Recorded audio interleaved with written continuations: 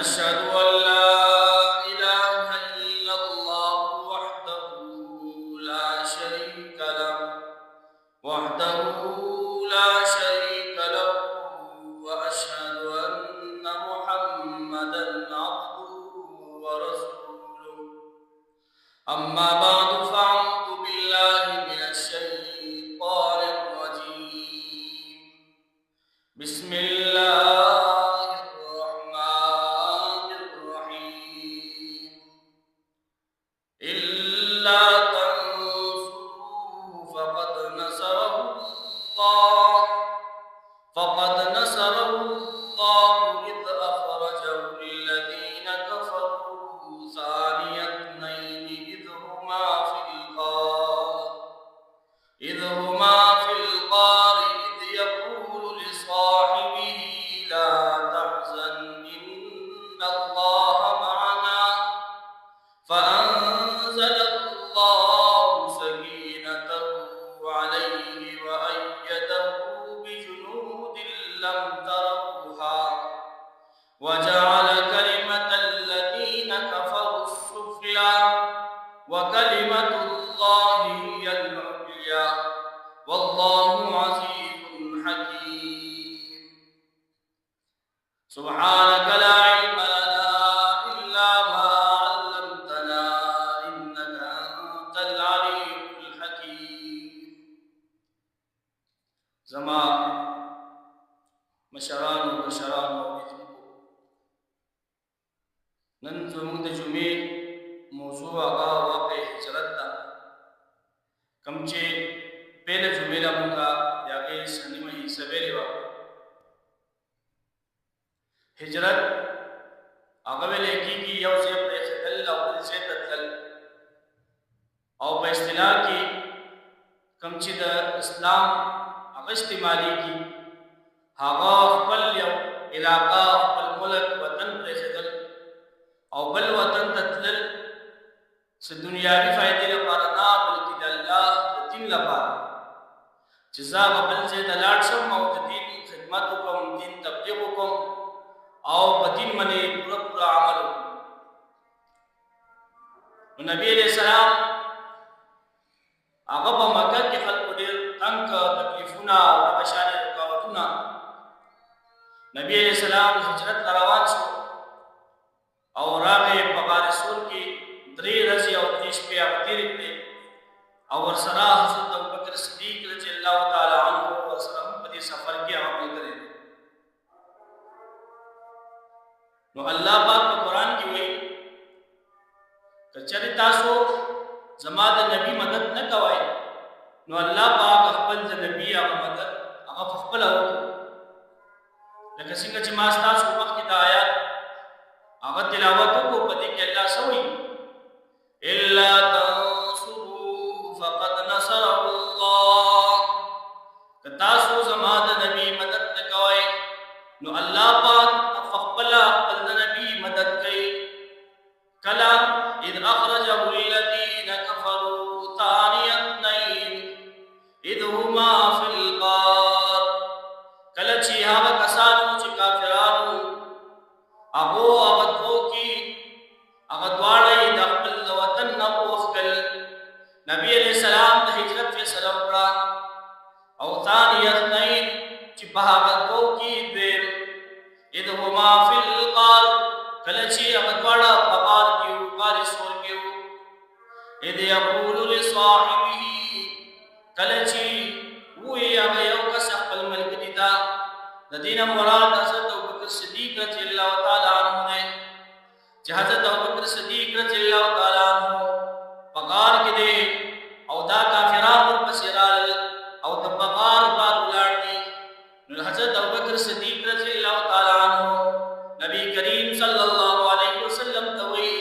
یا رسول الله، که دې کافرانو د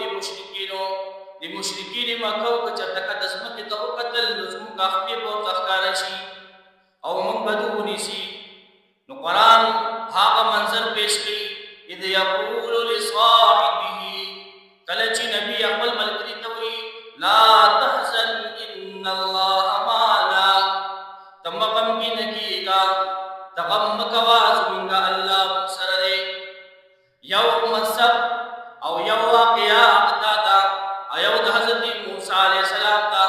چې حضرت موسی علیه السلام سره 8 लाख کسان دي بني اسرائیل دي او موسی علیه السلام مخکې د شاته پسې د فرعون فوج دی نو موسی علیه السلام چې کله هغه دریای نیل خواته ورسېد نو هغه قوم ورته وایي چې یا موسی انا لمدرکون اے موسی موږ ونیولی شو شاته د فرعون فوج دی مخکې د دریاو موج دي موږ ونیسلی شو موسی علیه السلام ورته وایي کلا ان معي ربي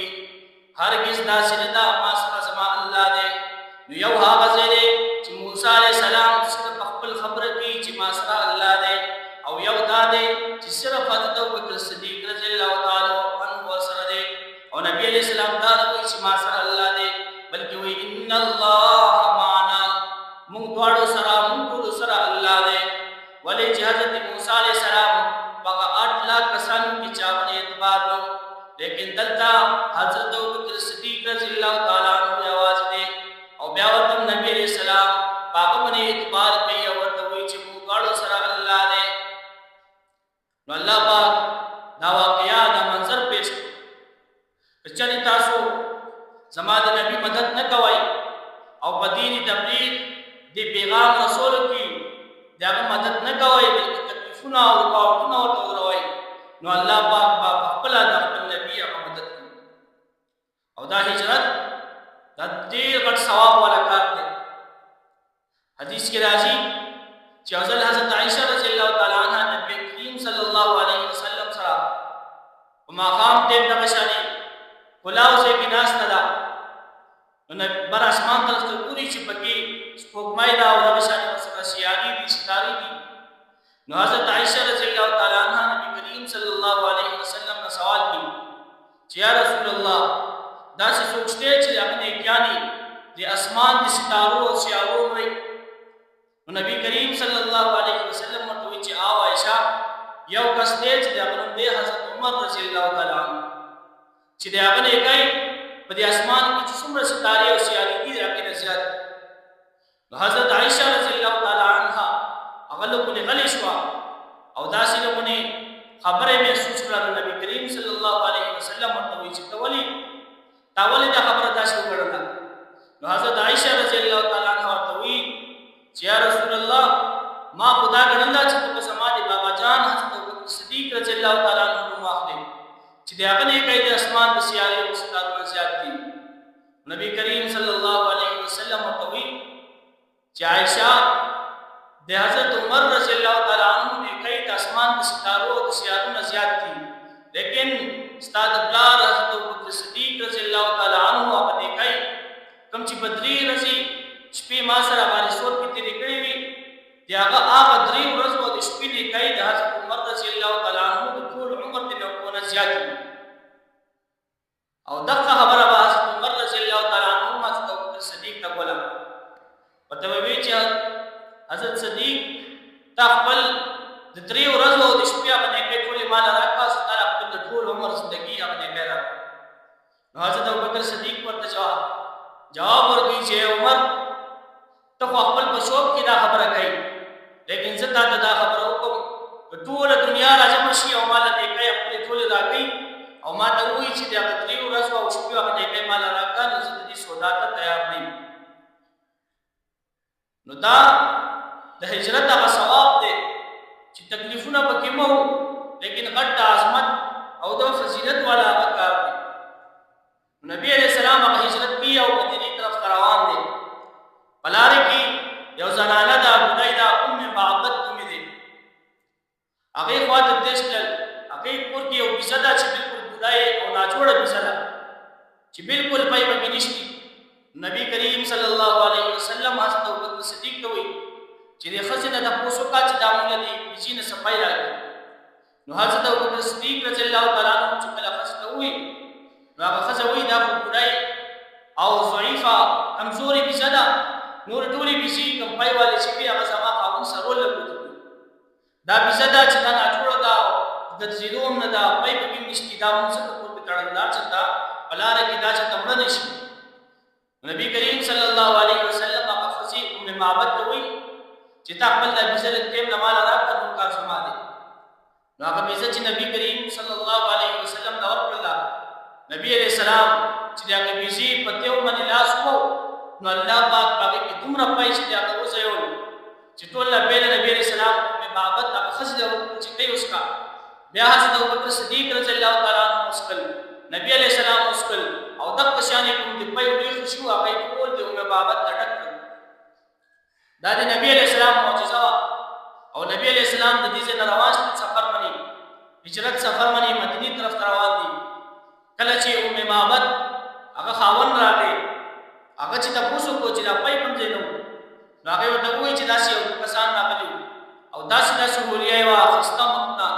او خسته زلفي او داسې قد او داسې خسته کسان او هغه راغله لودي بيزي من لاس وو دا پای وته د مليان راکړه خپل مسلمان نو هغه معبد خاون وایي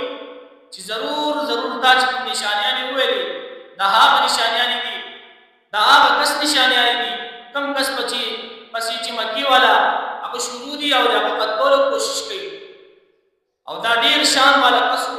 چرته ماته مکمل او شان زبون ته د کس خپل خدمت نبی علیہ السلام هغه دلته روان دي او لار کې مدینی والے شری هغه یو زید مقام حرا چاغه تراوتی دي هغه ته پته لګیدل چې نبی علیہ السلام مکه نه مدینه طرف ته روان دي هجرت کوي هغه اور رضی راوسی سات راځي او مدینه پورې هغه ځای کې ناس چې نبی کریم صلی الله علیه وسلم پر راځي او په دې استقبال کوي لیکن درې ورځې یو ورځ راغل چې ماسپخین شو بیا لاړل چې نبی علیہ السلام نه راغی دوی ورځ باندې بیا به تراله ټول واړه چې کوي ټول لاړ چې نبی کریم صلی الله علیه وسلم پر راځي او په دې استقبال بیا په درې ورځ باندې بیا د بشانه لاړ دی بیا لاړل چې دوه کله لاړل یو يهودي دی هغه خپل پکوټي چت باندې ولاړ دی هغه چې داس لر نو بدل چې دوه کسان را روان دي او خستا سپینې کپڑے او خستا مخون والا نو هغه आवाज وکړو اے د مکی خلقو اے د مدینی وارو تاسو چې کوم کسانو استقبال کاو کوم کسانو ته تاسو انتظار کاو هغه کسان هغه را روان دي دا خبره چې کله په مدینه کې فرشوا ټول مدینی والا خپل چې کو والا کار وړو پټ سره ټول د نبی کریم صلی الله علیه وسلم د استقبال ته ولاړ دي د نبی علیہ السلام استقبال ته ولاړ دي چې نبی علیہ السلام راشي نبی علیہ السلام راغی ورسره نور کسان دي او هر یو مدینی والا کس هغه غواړي چې نبی علیہ السلام ما سره پاتې شي ځکه نبی علیہ السلام راغفته دور پسې مکه ته تللی چې تر اعظم مدینه ته مکه والا خلک ته باندې ډېر تکلیفونه او تاسو پاوټونه دي ته مدینه ته راځه او پستا هر قسم مدد نبی کریم صلی الله علیه وسلم چراغه هر یو کس دا غواړي چې نبی کریم صلی الله علیه وسلم څنګه کوټ راشي او هر یو د نبی علیہ السلام د اوخي هغه پړې نیولې او ځان طرف راکاږي چې راځي ضرور کوټ نبی کریم صلی الله علیه وسلم ورته وی پرې زمانہ اوخه چې دا د چا پر مخ ته کې ناسته زما اوسه اوس ټول په انتظار دي هر یو غواړي چې دا نبی کریم صلی الله علیه وسلم مو سره لړشي هغه اوخه چې پرېخلا هغه تلا او حضرت ابو ایوب انصاری رضی الله تعالی عنہ پر مخ ته کې ناسته هغه زر نبی علیہ السلام او سامان واغسته او ته ورسو چې نبی کریم صلی الله علیه وسلم هغه عائشہ او اسماء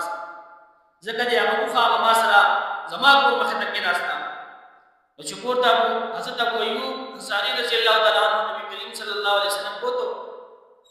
او انت ورته چې یا رسول الله زما دوچا ته کور دی ته لپاس چې کی پادشاه او بلان دی پادشاه نو حضرت ابو ایوب هغه ورته چې نا یا رسول الله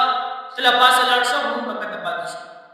چونکی د نبی علیہ السلام حکم او حضرت ابو ایوب انصاری رضی الله تعالی عنہ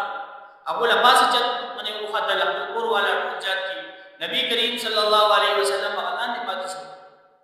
اوس ابو ایوب انصاری رضی الله تعالی عنہ هغه دا بیانې چې پرش پچ دې موږ کو نه کو زما خزا لپاس چت کی یو ګټ ته ناس ته دا وځو هم دا سوچ کو چې نبی علیہ السلام اعلان دی او با لپاس چت کی دا زموږ سره نه مانه سارسو اور هغه نبی کریم صلی الله علیه وسلم تاسو ته کوئی انصاری رضی الله تعالی عنہ یا رسول الله چت کې اوسې کا مون بلاندې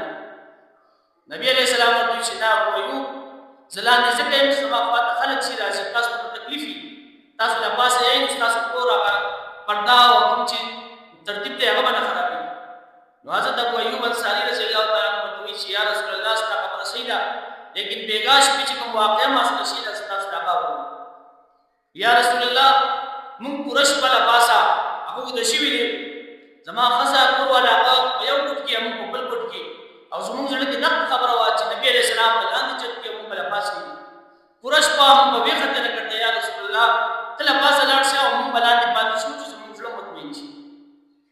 نو دومره پورې د نبی عليه السلام هغه عزت او محبت مدینه والا ولکم رسېو نو کله چې نبی عليه السلام مدینه ته راغلی ټول خلک هغه له استقبال وکړ او دا د بخاری الفاظ دي چې کله نبی عليه السلام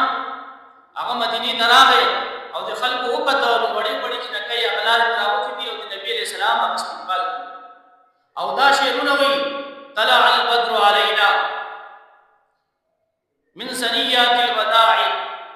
وجب الشكر علينا ما جاء لله داعي ايها المبعوث فينا قد جئت بالامر المطاع چمون منی د سپارلسمی سپوږمۍ هغه راوخته او مونږ باندې شکر واجب دی چې نبی علیہ السلام کلی تا اوس مونږ علاقې ته راغی او भरपूर کوشش وکړو چې نبی علیہ السلام هغه موږ حفاظت وکړو او دغه شانې د نبی علیہ السلام پوره مدد وکړو نو نبی علیہ السلام د پوره علاقہ خپل وطن خپل مال هر څه چې پرېخل دا یې سره پرېخل کسی په موږ ډېر یو لیکن د دې مطلب او مقصد څه دی نبی علیہ السلام د دومره غټ هجرت چې خپل هر څه مکې ته پرېخل او کله چې مکه پرېدي